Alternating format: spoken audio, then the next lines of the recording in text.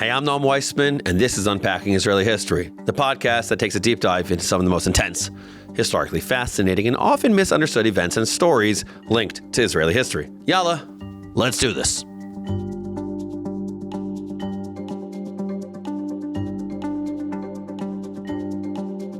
If you missed last week's episode, go check it out, because today is part 2 of our deep dive into Palestinian statehood. In part 1, we traced how Israel built the infrastructure of statehood between World War I and 1948, while Palestinian Arabs remained fragmented.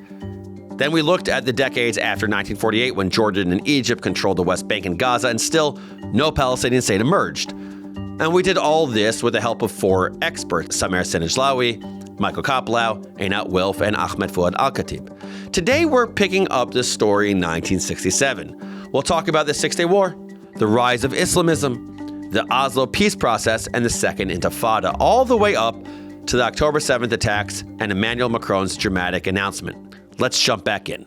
Chapter 3, Upheaval. We already did a 3-part series on the Six-Day War, so I'm not going to rehash it here. For the purposes of the conversation, the war did 3 things. It brought the West Bank, East Jerusalem, the Gaza Strip, and the Golan under Israeli control. It proved to the Palestinians that they really couldn't rely on the rest of the Arab world, which had failed time and again to liberate Palestine, and it left a vacuum for a new ideology to creep in.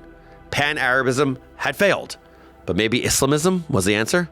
What's Islamism, you ask? Good question. It's a political philosophy that combines Islam into political life with the goal of establishing hegemony of a religious rule over the population. Got that? Cool. So 1 million Palestinians now lived under Israeli control.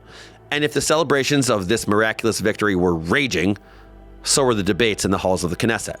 Because what on earth were the Israelis going to do with all this land and with the 1 million people in it?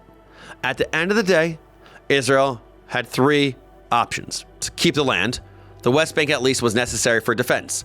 If before the country had what's called Auschwitz borders, as Abba Eban once put it, it now had defensible borders. Strategically, the West Bank provided depth Israel had never had. There was a second argument for keeping the land, of course, and that was the spiritual one. Well before the name Islam had even been uttered ever, this region was called Judea and Samaria, the cradle of Jewish civilization. According to some Israelis, the miraculous victory of the war was divine proof that the Jews were meant to rule it again. Those were the arguments to keep it. Option 2, give it away, give it away. Strategic depth and religious sentiment were all very nice, but argued some in the Knesset, what if the Israelis just exchanged the land for peace? Auschwitz borders are dangerous when you're surrounded by enemies, but when you're surrounded by friends, who cares how narrow your land is? That just means you're closer to your new BFFs.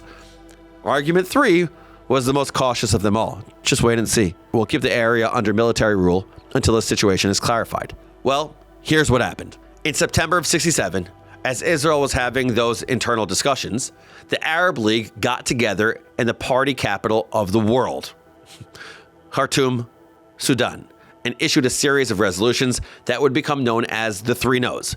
No peace with Israel, no recognition of Israel, no negotiations with Israel, which rendered argument 2, let's give it away, more or less moot. And so the Israelis chose a strange combination of option 1 and option 3, settling Jews in the territories while keeping Palestinians under military control. But we have to remember something. The West Bank and Gaza of 1967 were not the West Bank and Gaza of today. At first, daily life was surprisingly open. People forget this. No checkpoints, no borders. Palestinians worked inside Israel, earned better wages, visited relatives they hadn't seen in 19 years, even went to the beach in Tel Aviv. Israelis shopped in West Bank markets and learned to drive in Gaza. I'm not saying it was sunshine and roses, not at all. Understandably, Palestinian resentment festered. They called it a golden occupation, jobs and money, but not the rights and protections Israeli citizens received.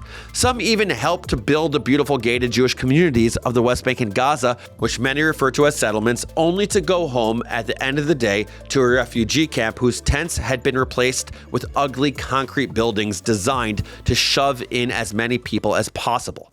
Of course, resentment festered.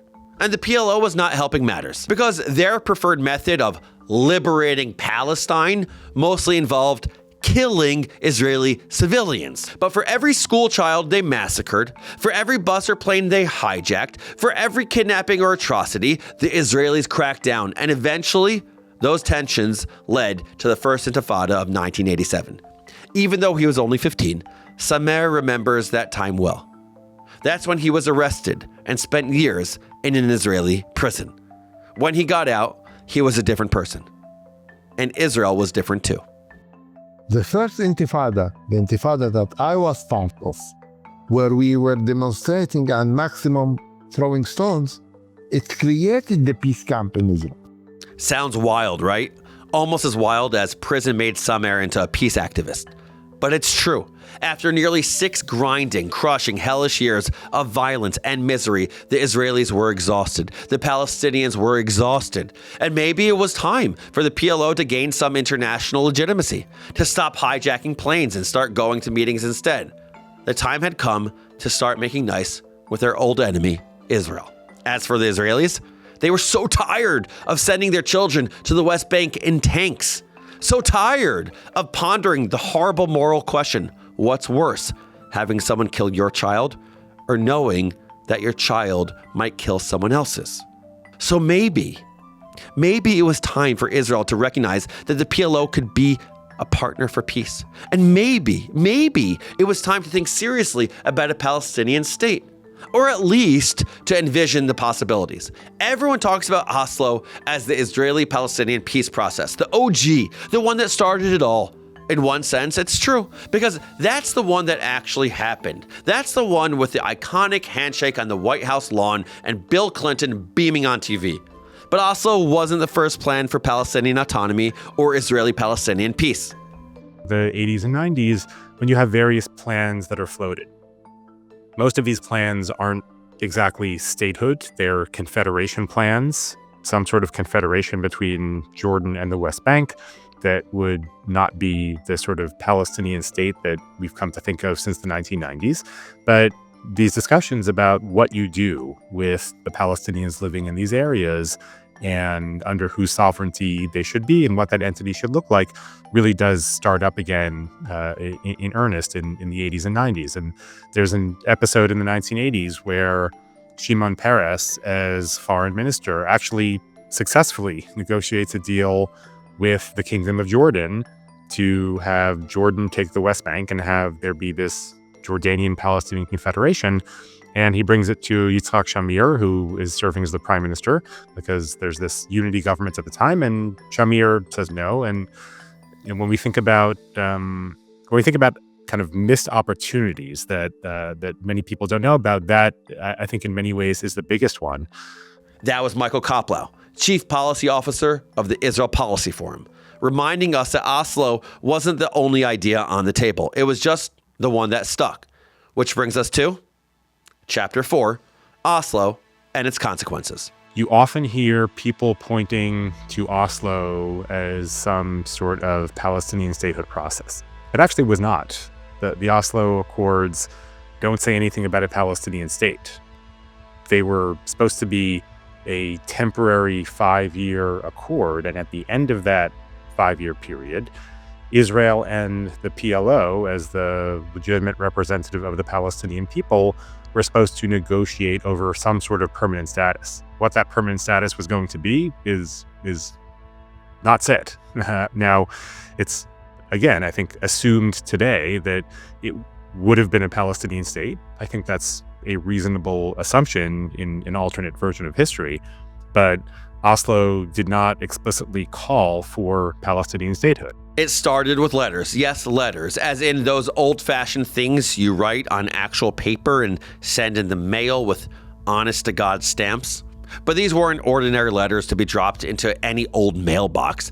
These were letters of recognition. Israelis finally recognizing their old arch-enemy, the PLO. The PLO saying, we're ready to talk. It was more than just talk, but it was less than a state. Oslo established the following. 1. A democratic Palestinian government in the West Bank and Gaza, aka the Palestinian National Authority. If the PA could keep it together for 5 years, it would be replaced by a more permanent government structure. 2. The Palestinians would manage their own infrastructure in the West Bank and Gaza for the first time. Seaports, sewage treatment plants, electricity. Remember, they had never had to do that. Not in the mandate period and not under Jordanian, Egyptian, and Israeli occupation. Here was the PA's chance to take on the really unglamorous, unsexy parts of running a state. It's not all national anthems and Miss Universe competitions, you know? 3. Israel would withdraw from the Gaza Strip and parts of the West Bank, starting with the ancient city of Jericho. Sounds a lot like laying the groundwork for a state. You remember the 4 conditions for a state, right? Define territory, check-ish. The PA would rule exclusively and autonomously over 18% of the West Bank, known as Area A, which was home to most of the Palestinian population. In Area B, they would maintain civil authority, but would have to cooperate with the Israelis on security stuff. And in Area C, which was 60% of the West Bank, Israel would be in control. It wasn't a ton of territory for the PA to rule autonomously, but it was defined. A regular population? Check. A government? Check. Capacity to enter relations with other states? I'm going to say no to this one. 2.5 out of 4. Well, it's not a state, but it's a start. Unfortunately, that's all it was, because both Israeli and Palestinian society harbored extremists, and not in the same way, but extremists. And extremists, as we know, ruin everything. It started by Hamas in 95, where Rabin was proceeding with the Oslo Accords. He was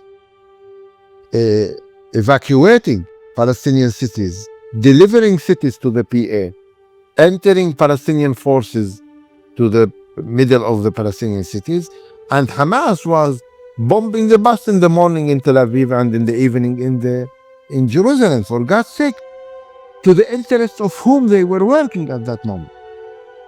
I mean, the guy was moving on, evacuating Palestinian cities, implementing the Oslo Accords. We were going in the past to a two-state solution, and they bombed it.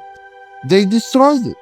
But it wasn't only Hamas that was to blame. I remember November 4th, 1995 like it was 30 years ago, because it was.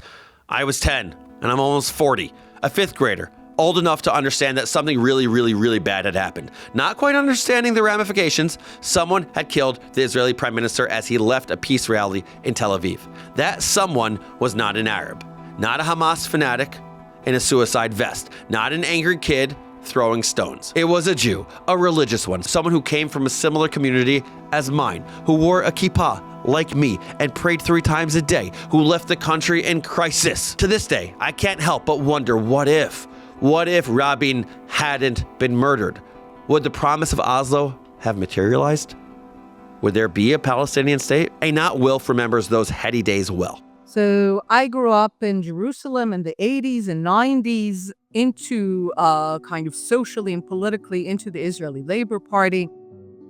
This is the moment when the Labor Party transitions from kind of more the socialism to the idea of land for peace, that Israel has a path to peace. The 90s are a decade of euphoria for me. As soon as I can vote, I vote for every Israeli prime minister that promises to bring peace.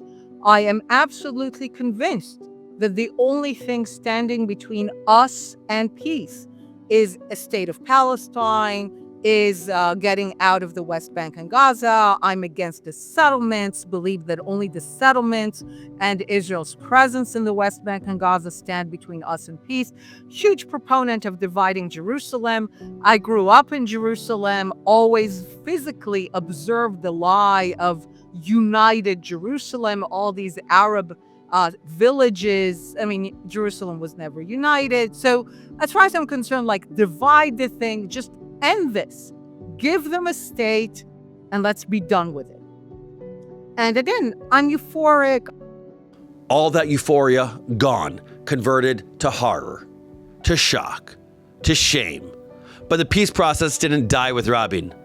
It didn't die with the string of suicide bombs and stabbings sent by Hamas. Somehow, it limped on. Until in the year 2000, Prime Minister Ehud Barak made Arafat the proverbial offer you couldn't refuse. Israel would withdraw from 85 to 92% of the West Bank, plus all of Gaza. To compensate, Israel would annex settlement blocks close to the Green Line and give Palestinians land from Israel proper. Land swaps totaling about 1 to 3% and resulting in a contiguous Palestinian state. Barak had an answer for even the thorniest issues. Israeli security? Well, the Palestinian state would be demilitarized, and Israel would maintain early warning stations in the West Bank. Jerusalem? He was open to compromise. He envisioned the Arab neighborhoods of East Jerusalem under Palestinian sovereignty, while the Jewish neighborhoods, including those built after 1967, would remain under Israel's control. Right of return for descendants of Palestinian refugees? You know that big fat question? Well, it was a big fat no, but Israel would officially recognize the suffering and dispossession of Palestinian refugees. Barak's proposal went way beyond Oslo, because Barak was proposing a state. Sure, it would be demilitarized. Sure, it would have some wildly funky borders. And sure, its capital, which is sacred to three faiths, would be awkwardly split between two populations who had spent the past 5 decades trying to kill each other. But it would be a state at last, and the conflict would finally end. But Arafat walked away. Arafat walked away. And the question that keeps me up at night is why? Why? Some will say, oh, well, he just wanted to bring it back to the Arabs because it was a radical idea and he wanted to get their thoughts. Some will say he wanted better teams. Some would say he wanted more time. Some would say he didn't say yes, but he didn't say no either. And I've read the Bill Clinton books. I've read different opinions. I've talked to people who were present in the negotiation team. And they said, Arafat made a big fat mistake. It's a theme among Palestinian leadership. Bad choices, terrible, critical mistakes that have kept the Palestinian people immiserated, that have forced ordinary people to pay the price of their leaders' hubris and incompetence and extremism. They have been a nation in waiting and a people in waiting. And yes, they've had corrupt leadership. Yes, they've had horrendous, evil leaders in Hamas that I think, in my view, are a far greater threat to our existence in some regard than the far right in Israel. And we should not be collectively punished by the actions of our leaders. We should be given a chance at nation building. We should be given a chance at having hope and optimism so that the rest of my people are not subjugated to brainwashing, to violence, to this sense of hopelessness that then fuels further cycles of hate and violence. But the cycle of hate and violence was just getting started, because shortly after Ehud Barak made his historic offer in the tail end of the year 2000, the Second Intifada erupted. And this one was far, far worse than the last. Chapter 5, Consequences. I remember the Second Intifada very, very well. I lived in Israel for part of it, and I remember how scary it was. The feeling that at any moment, your entire world would collapse around you. The entire world did collapse. More than 1,000 Israelis and 4,000 Palestinians, killed often in the most horrific ways you can imagine, and with them, any semblance of trust. The Second Intifada, when we started using arms, shooting, it killed the Israeli peace camp until now, of course. It's hard to exaggerate the trauma of the Second Intifada for Israelis. The string of suicide bombs, sometimes 2 in a day, the fear that when you left your house in the morning, you might never come back. Before October 7th, I would have said that if you didn't live through the Second Intifada, you would never understand it. The two are different, of course. More Israelis were murdered on October 7th in one day than in the 5 years of the Second Intifada. But the trauma, the lack of trust, the rising hatred, the fear of getting on a bus or going into a restaurant, the zero-sum approach to empathy, with us or against us or them, life or death, those feel the same. The memories of the Second Intifada and the memories of the 7th of October will stay long with the Israelis. And this is a challenge. How can we convince them that they can start fresh with us? It needs a lot of effort. It's not easy. The First Intifada ended in a sort of peace deal. The second ended in a country that was crisscrossed by an ugly security barrier, which at some points became 9 meters or 30 feet of concrete separating Palestinians from each other and from Israelis. It ended with the IDF redeployed throughout the West Bank in a grinding operation that cost hundreds of lives, mostly Palestinian. It ended with Arafat dead for unrelated reasons and a new Palestinian leader at the helm. It ended in scars that still have not healed, and it paved the way for new ones. Because after 4 years of the Second Intifada, Israeli Prime Minister Ariel Sharon had come to a radical conclusion. Israel couldn't hold on to Gaza forever. It couldn't. It couldn't afford to protect the 8,000 Jews who lived among 1.3 million Palestinians. Not financially, not socially, not internationally, and in many ways not morally. By the way, can I have a second to make the mother of all side notes? Bill Simmons, my podcasting Rebbe, has this shtick called the Tyson Zone. It's so good. It's named after Mike Tyson, the boxer, to describe a person who is so unpredictable and out of the box that literally nothing they do can surprise you. There is no one who belongs more firmly in the Tyson Zone than former Prime Minister Ariel Sharon. No one. The father of the settlement movement, the guy who they called the bulldozer, both for his personality and his aggressive expansionism, was now pulling up those settlements by the root. Always keeping us on our toes, that guy. So Sharon concluded that it was time to pull up the stakes. No, it was time to pull up stakes.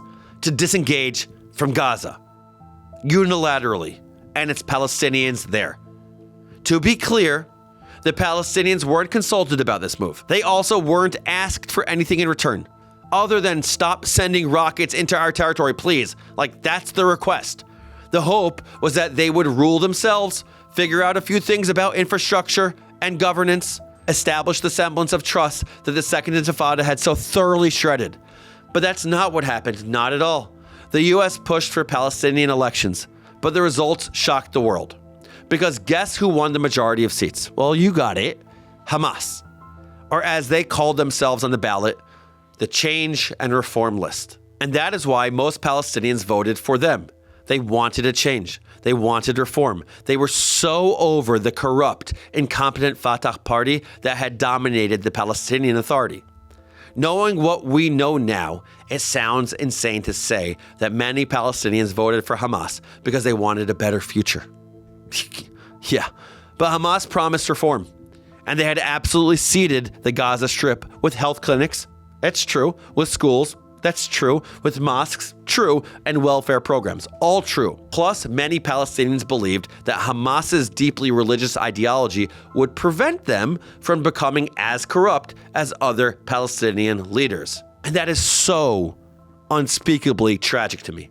Because today, this is how Ahmed describes Hamas, who utterly destroyed the place he once called home.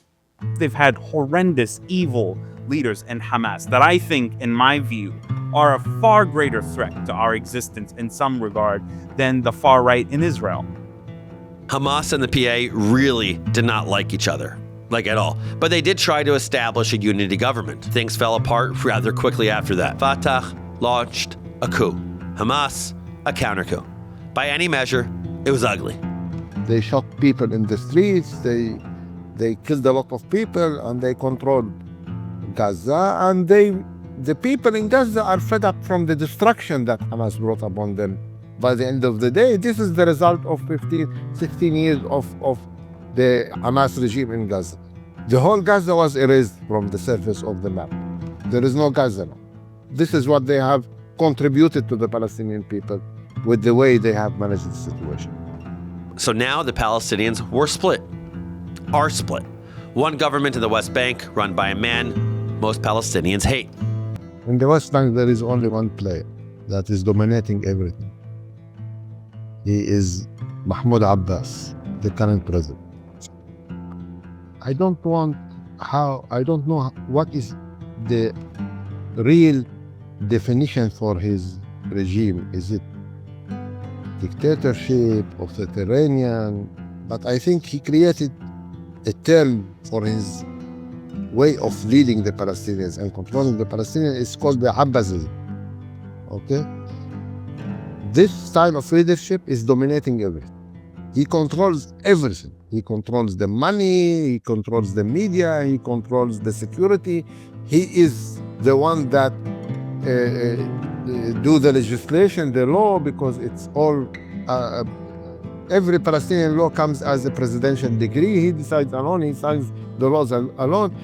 He's dominating the West Bank. He is the diplomatic address for the Palestinian people in front of the whole world. He's very corrupt, and Palestinians are fed up from the corruption that Abbas imposed on them in the West Bank. The only criteria for getting a position in the PA is loyalty. Skills does not mean anything. If you are loyal to the president, welcome. The doors are open to you. I sympathize with the Palestinians. I really, really, really do. Because Hamas is just terrible. Abbas, though different, does not seem much better. And it's easy to look around and feel hopeless about options for change. But not everyone thought Abbas was the worst. Shortly after Hamas seized power in the Gaza Strip, Israel entered a new round of negotiations with the PA, this one brokered by American President George Bush. Hamas, of course, was not invited. The conference resulted in the most ambitious, comprehensive plan yet for a Palestinian state. Prime Minister Ehud Olmert, not to be confused with former Prime Minister Ehud Barak, he had an answer for every difficult question. Territory? How's all of Gaza? 93% of the West Bank, and 1-to-1 land swaps to make up the other 7%. Not bad, right? Jerusalem? No problem. Shared sovereignty, baby. Arab neighborhoods in East Jerusalem would go to Palestine. Jewish ones would stay Israeli. And the hotly contested holy sites, they would be under some kind of international control. Right of return? Okay, sort of. The vast majority of these refugees would live in Palestine, though a small and symbolic number would be absorbed into Israel. Security? Well, the state of Palestine had to be demilitarized. There was no way around that. But international peacekeepers would hang out in the Jordan Valley to curb any violence between the two populations. As far as deals go, it was a sweetheart, but Abbas walked away. People will tell you on the Israeli side that it's because Abbas ultimately just can't say yes to anything. Other people will tell you that it's because Ehud Olmert was about to be indicted and he eventually went to prison, and so Abbas didn't think that any agreement with him would be kept. There's my favorite conspiracy theory out there is that Tzipi Livni knew she was about to win an election, which she did, although that she couldn't form a government, and she told Abbas not to accept Olmert's offer because he wasn't going to be prime minister for very much longer, and when she was prime minister they could seal a deal, and then she never became prime minister. So who knows what really happened, but it's not that long ago that the two sides were pretty close. It's tempting to imagine what might have been if things had gone very differently. We could have had 17 years of a kind of peace, 17 years for Palestinians to thrive, 17 years and countless lives saved. Instead, the cycle of violence continued, and Hamas stepped up its favorite hobby, lobbing rockets into Israel whenever they got bored. Meanwhile, Israelis got used to what they called mowing the lawn. Once a year or every 2 years, there would be a little skirmish. A Hamas rocket would reach a major city. The IDF would respond with airstrikes. Some number of innocent civilians would die. And then there would be quiet. If that sounds awful, that is because it is. I'm not intending to be glib. Somehow, this level of violence became the norm, and hope curdled into a grim resignation among Israelis that, well, that's just the price you pay for living in your ancient homeland. I don't mean to say the Israelis were perfect. They weren't. New Jewish settlements cropped up all over the West Bank. The hard right rose to prominence. In the summer of 2014, the regular old cycle of revenge took a shocking twist when 3 Israeli young men kidnapped an Arab boy from East Jerusalem and burned him alive as revenge for the Hamas kidnapping of 3 Israelis. The vast majority of Israelis, left and right alike, were rightfully shocked and horrified by what 3 of their own had done. But even that horror didn't break the cycle. The violence would erupt. The Israelis would play whack-a-mole, lather, rinse, repeat. Abbas continued holding on to power. Hamas continued to steal from their own people, using vast quantities of international aid to build a sprawling underground complex of tunnels. Israel continued to build checkpoints and add to the security barrier, which made Palestinian life in the West Bank a logistical, bureaucratic, humiliating nightmare that sometimes turned violent. And that status quo held until the morning of October 7th, 2023. Chapter 6, what now? We've talked a lot about the 7th of October, about 10/7 on this podcast. You've heard it a lot. And if you want to know more, well, you know where to go. But it was only because of October 7th and the resulting destruction of Gaza that Macron made his announcement in July of 2025. Yep, we finally come full circle back to Macron's bombshell. In some ways, this is a natural evolution of the aftermath of October 7th, where lots of different actors are going to turn to this question as to what should happen next and what should the impact be and how can another October 7th be averted. Israelis have one answer to this question, of course, and Palestinians have a different one. And I think a lot of the international actors tend to look at the Israeli and Palestinian answers and take a little bit of both. For many countries, they view this as the answer and why many countries are moving in this direction. And I think that it's a combination of October 7th, a combination of trying to deal with the Israeli response to October 7th, and in some ways, enormous frustration over the last at least 30 years, if not more, of the diplomatic efforts in the Israeli-Palestinian conflict. I remember those first horrific days after October 7th. I remember the grief. I remember the shock. And strangely, I also remember something like hope. Because cataclysms change everything. And in that change lay an opportunity. But are Israelis and Palestinians ready to seize that opportunity? Or is France and other countries, are they simply jumping the gun? I posed that question to each of my 4 guests. Their answers surprised me. Do I think it's a great idea? I do not, even as I'm someone, as you know, who absolutely wants to see at the end of the road a Palestinian state alongside Israel. Is now the time for it? No, I definitely do not think it is. Saying this right now to Israelis, even just using the phrase 2 states right now with Israelis, comes off to most of them as complete delusion. And I understand completely why that is. Let me tell you, as a Palestinian, I might feel happy. Okay, well, it is something ceremonial, symbolic. In practicality, it means nothing. Our life will not change. The facts on the ground will not change. If 190 states recognize the state of Palestine, and Israel is not among them, it is meaningless. The only state that we as Palestinians should work very hard to get its recognition of the Palestinian state is the state of Israel, because then it will be a meaningful recognition. I very much so support a pathway towards Palestinian statehood. I support a recognition of the existence of the Palestinian people as a polity through the framework of a nation state. I think this is overdue. I think this should have happened in Oslo in the 1990s. I, on the other hand, recognize that A, this doesn't change anything on the ground. I think B, this was done in a way that did not deconflict different threads that antagonized Israeli society rather than win them over as partners in this recognition. But it was Einat's answer that made me think the most, because she got to the heart of the matter, which is, what kind of state can the Palestinians build right now anyway? And what would be its purpose? I've come to call the state of Palestine, or the recognition of the state of Palestine, Schrodinger's Palestine. Meaning what? Is Palestine a state for the purpose of assuming responsibility for having invaded a neighboring country, for paying reparations for that, for surrendering collectively and ending the war? Is Palestine a state for the purpose of recognizing that no one who lives in Palestine is a Palestine refugee, that there's no such thing as the right of return into another state? Is Palestine a state for all of these responsibility-assuming purposes?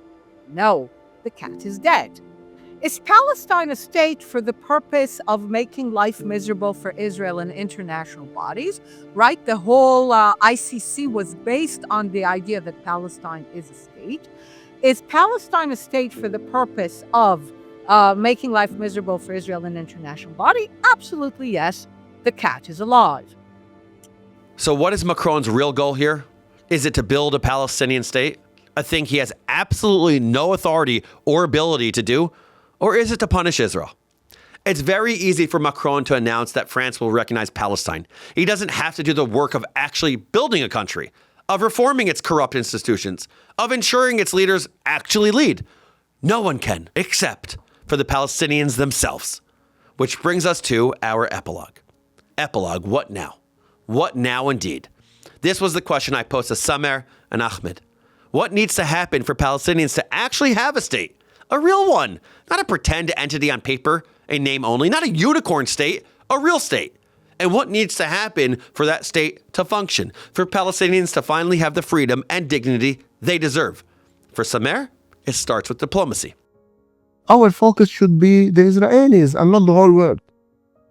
I've learned something about the Israelis through my 35 years of engagement with Israelis. You cannot get good results from the Israelis if you use pressure. We need to try to persuade them. We need to try to convince them. We need to touch their hearts and minds. This is the only way for us to succeed with them into opening the doors of political horizons. And it's only us who can do it. This job, even the best American president, even the whole United Nations, the only people that are able to convince the Israelis that the Palestinians are not a threat, that the Palestinians could be an asset, a horizon for a better future, is us. Why should Palestinians be the ones to start this process? After all, they're the ones with significantly less power. And the conventional wisdom these days is that the more powerful party has the greater responsibility. But Samer pointed out that the Palestinians simply cannot afford to wait. We have a sense of urgency more than them. They are paying a price, as I have explained, but we are paying a price without having what they have, without having their state, without having their economy, without having their army, their passport that connects them, with 2 million people under plastic tents in Gaza. So there is an urgency. They can, with all the pain and the price they are paying, they can continue another 80 years in managing this conflict. We cannot stay another 80 hours in this conflict. Of course, Israelis will also need to recognize Palestinian grievances to assess their own culpability. There are ways in which I believe we as Palestinians can and should address the legitimate fears and issues that our Israeli and Jewish neighbors have.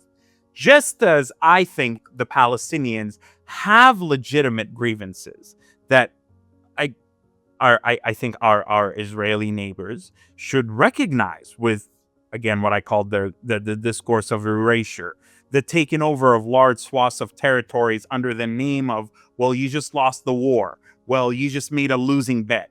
Or what has happened in the last decade and a half of a particular set of politicians, namely the current prime minister, deciding to use Gaza and the West Bank and the division within Palestinian society against each other to basically further toxify, if that's even a word, the idea of Palestinian statehood, to create a corrupt, moribund model of the West Bank-based authority and a violent, yet seem at the time contained terrorist, Islamist, fascist organization in the Gaza Strip. I'm recording this in early September of 2025. In just a few days, the UN will convene its General Assembly. Macron will take the proverbial stage, and with the full diplomatic power of his position, he will recognize a Palestinian state. And maybe nothing will change. Maybe things will get even worse. But maybe, just maybe, people like Ahmed and Samer will have the chance to change Palestinian society from within. Maybe, just maybe, their dreams for their people can finally come true. And maybe, just maybe, there will be peace. Inshallah, inshallah, inshallah. So that was a long story of Palestinian statehood, and here are your 5 fast facts. It's number 1. In July of 2025, President Emmanuel Macron announced that France would officially recognize a Palestinian state at the UN General Assembly in September. Number 2. Palestine enjoys the recognition of 3/4 of the world. So what does this announcement actually change? Number 3, there have been a number of efforts to build or at least start building a Palestinian state before. Oslo in 93, Camp David in 2000, Annapolis in 2008. all ended in deadlock. Number 4, to break that deadlock, Palestinians must give up their rejectionism. Israelis must recognize Palestinian pain and Palestinian legitimacy, but trust is extremely thin on the ground. And number 5, ultimately, Macron's announcement doesn't change the facts on the ground. At the end of the day, the only country whose recognition actually matters is Israel's. And the only people who can actually build a functioning Palestinian state are Palestinians themselves. Those are your 5 fast facts, but here's one enduring lesson as I see it. If there's one thing this story keeps teaching me, it's humility. Because for all the speeches and resolutions and hashtags, only 2 peoples can make peace here. 2 peoples, Israelis and Palestinians. Not presidents, not parliaments, not pundits. It's the mother in Sderot and the father in Khan Yunis, the teenager on a bus in Jerusalem and the shopkeeper in Ramallah. If and when peace happens, it will be between people who can hear each other breathing. And only Palestinians can build a Palestinian state, not a paper state or a performative state, but a living one, with courts that work, with leaders who answer to the public, with police who protect instead of prey, with schools that teach hope instead of vengeance, that can't be granted by a vote in New York or a tweet from Paris. It's built brick by brick, rule by rule, choice by choice. It's slow, unglamorous, and absolutely necessary. And still, after everything, call me naive, call me whatever you want, I truly believe that crisis can be a doorway. October 7th shattered Israeli trust. The war that Hamas started shattered Palestinian life. But history is stubborn. It keeps offering us slivers of possibility where we expect none. Sometimes the ground has to quake for people to plant something new. So here's my plea. Everyone, it's said with love, it's said with fear. Israelis, don't let terror harden your heart so much that you can't imagine a different tomorrow. Palestinians, don't let despair or rage choose your leaders for you, because peace cannot be imposed and states cannot be gifted. They are chosen, built, and guarded, especially when it's hardest. If you're listening on a bus or walking your dog with the news in your ear, hold on to this. The most important decisions in this conflict won't be made in marble halls. They will be made by people who decide against every cynical instinct to risk believing in change. Fragile, fleeting, yes, but real. And that's enough to keep going. Unpacking Israeli History is a production of Unpacked, an OpenDor Media brand. Follow us wherever you get your podcasts. If you enjoyed this episode, leave us a rating on Apple or Spotify. It really does help other people find our podcast. And do it. It's nice. And one more time, I love hearing from you. So shoot me a note at noam@unpacked.media to share your thoughts. This episode was produced by Rivki Stern. Our team for this episode includes Adi Elbaz, Jason Feld, Ari Schlacht, and Rob Pera. I'm your host, Noam Weissman. Thanks for being here. See you next week.